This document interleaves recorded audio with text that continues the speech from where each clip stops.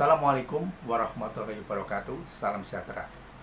Bapak dan Ibu, perkenalkan saya Andi Putranto akan menyampaikan materi Service Excellence.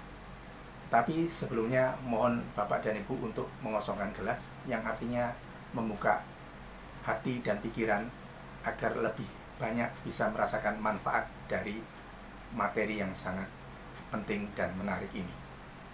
Bapak dan Ibu, saya akan sedikit bercerita mengenai suatu kisah yang ada hubungannya dengan Service Excellence. Kalau bahasa kerennya itu studi kasus. Nah, Bapak dan Ibu, di sebuah kota kecil di Philadelphia, dulu ada event yang besar di sana, sehingga semua hotel itu penuh.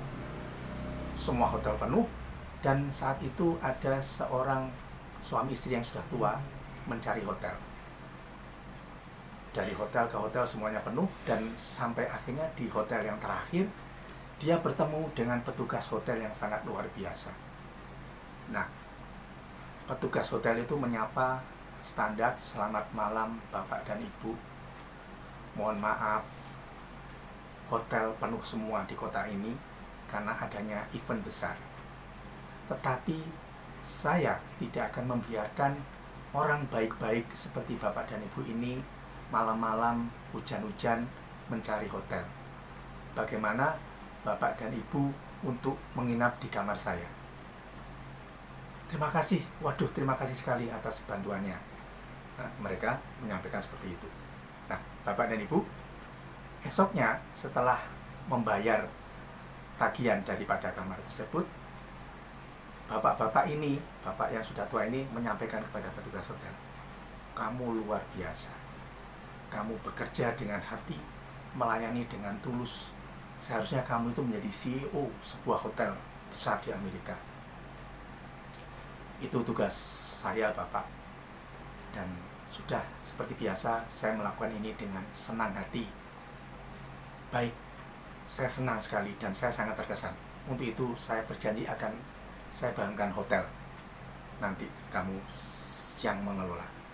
Nah, Bapak dan Ibu, 2 tahun kemudian, si petugas hotel yang bernama Charles Bolt ini menerima undangan. Dia menerima undangan dari seseorang yang bernama William Astor untuk datang ke New York. Sudah lengkap dengan tiket pesawat pulang pergi. Nah, begitu dia sampai ke New York, dia kaget, oh ternyata William Astor itu adalah orang yang dulu malam-malam mencari hotel yang dia tolong untuk tidur di kamarnya. Nah, Bapak dan Ibu, si Astor bilang, William Astor, "Saya menepati janji saya. Ini hotel besar yang saya janjikan untuk kamu, dan kamulah yang akan menjadi CEO-nya." Hotel Astor yang legendaris dengan CEO yang pertama adalah Charles Bolt. Nah, Bapak dan Ibu sekalian, itulah Service Excellence. Mari kita kupas satu persatu hikmah daripada kisah itu tadi. Service Excellence itu mempunyai beberapa poin penting. Yang pertama adalah moment of truth atau point of contact. Kita bisa melihat Charles Bolt, representasi dari hotel tempat dia bekerja, itu mentransfer value perusahaan kepada William Astor. Saking terkesannya si William Astor ini, sampai dia berjanji akan membangun hotel untuk si Charles Bolt. Kemudian, apalagi yang perlu diperhatikan dalam Service Excellence adalah standar yang diberikan oleh William Astor. Dia sudah melakukan Service Excellence di level unbelievable. Secara standar, si Charles Bolt ini sudah melakukannya. Dia menyapa, "Selamat malam Bapak." Ya. Kemudian dia mengatakan, "Saya tidak akan membiarkan orang baik-baik seperti Bapak bermalam-malam untuk mencari hotel." Ya, dia bilang orang-orang yang baik. Ya, padahal dia belum tentu, belum kenal. Ya, itulah salah satu basic yang harus dilakukan oleh petugas layanan prima. pada saat dia meminta bapak ini untuk menginap di kamarnya, itu sudah unbelievable, di luar dugaan daripada William Astor. Solusi dari masalahnya yang tidak dapat hotel, di mana dia besoknya itu harus mengikuti sebuah event atau seminar. Ya. Dan apa yang terjadi? Hasilnya adalah unbelievable juga. Tiba-tiba dari petugas biasa, si Charles Burt ini menjadi CEO sebuah hotel yang legendaris, yaitu Astor. Ya, Bapak dan Ibu sekalian, coba kita perhatikan. Sebetulnya point of contact itu tadi, atau yang kita sebut dengan moment of truth, itu sebetulnya adalah bagaimana kita mengelola panca indera daripada si klien kita ini atau customer kita. Ya. Kemudian berikutnya, apa yang bisa diambil dari kisah tadi? Kalau tadi kita sudah melihat ada moment of truth, kemudian leveling dari service excellence, ya, ada yang basic, kemudian ada unbelievable. In between ini ada, ya, ya. Ilustrasinya adalah yang basic itu adalah senyum, salam sapa, sedangkan yang unbelievable itu sesuatu yang mengagetkan, ya, sesuatu yang solutif sekali untuk si klien ini. Nah, jadi kalau kita lihat, ya, selain itu service excellence itu bisa memberikan perceived value yang bagus terhadap suatu produk. Coba Bapak dan Ibu ingat produk Coca-Cola.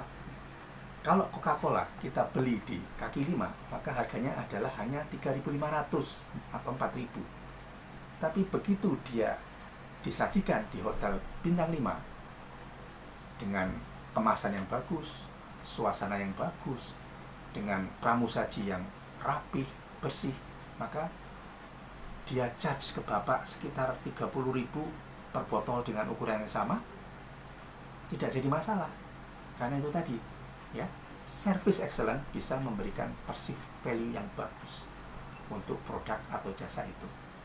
Nah, kemudian jangan lupa setelah kita mendesain serangkaian service excellence untuk usaha kita, baik itu produk maupun jasa, maka yang terpenting adalah bagaimana kita mengukur service excellence itu sudah baguskah di mata konsumen. Ya, metodenya bisa disebut dengan mystery guest atau mystery shopper. Nah, kita kembali ke studi kasus lagi. Misalnya nih, sebuah laboratorium medis, dia akan melakukan suatu service excellence, ya, untuk para kliennya. Tentunya dia akan melihat di lab lain kayak apa sih service excellence yang dilakukan, layanan prima. Nah, maka satu hal yang terpenting adalah di mana point of contact-nya, di mana moment of truth-nya. Nah, itu harus kita bisa identifikasi. Seperti laboratorium medis, di mana point of contact-nya atau moment of truth-nya? Ya, tentunya di setiap titik, mulai dari satpam, klien itu turun dari mobil, bagaimana satpam harus menyambut. Ya, kembali lagi, itu tadi yang dikelola adalah panca indera. Ya, dia bisa melihat, mendengar, merasa, mencium, ya, bau. Itu semua dikelola. Demikian juga dia jalan dari halaman parkir, dia melihat halaman parkirnya bagus atau tidak. Ya, selain itu mungkin di halaman parkir itu ada kolam ikan. Nah, kolam ikan ini bersih apa tidak? Ya, ini semua adalah moment of truth, representasi perusahaan terhadap klien atau customer. Dia masuk ke dalam ruangan, bagaimana AC-nya, kebersihannya, sapaan dari petugas customer service atau front office-nya, bagaimana cara dia mengucapkan salam, apakah seperti ini sambil berdiri atau seperti ini salamnya. Nah, itu harus didesain, ya, harus didesain Bapak dan Ibu. Sampai dia dipanggil misalnya ke lab untuk mengambil darah, bagaimana cara menarik tourniquetnya, terlalu keras atau enggak, ya. Kemudian dia ke toilet untuk ambil sampel urin, bagaimana toiletnya, sampai ke delivery hasil. Nah, ini harus didesain semua. Kita minta orang untuk menilai yang kita sebut dengan mystery shopper atau mystery guest.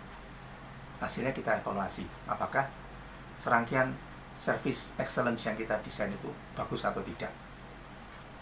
Demikian Bapak dan Ibu sekalian, materi yang singkat preview 10 menit ini mudah-mudahan bisa memberikan insight kepada Bapak dan Ibu sebagai pemilik perusahaan. Masih banyak sebetulnya hal-hal yang dibicarakan dalam service excellence. Bagaimana handling komplain, kemudian bagaimana service level agreement, ya, service level agreement yang disepakati. Nah, itu akan membutuhkan bahasan yang panjang. Mungkin perlu waktu 2 hari untuk mendesain itu, ya, khususnya script.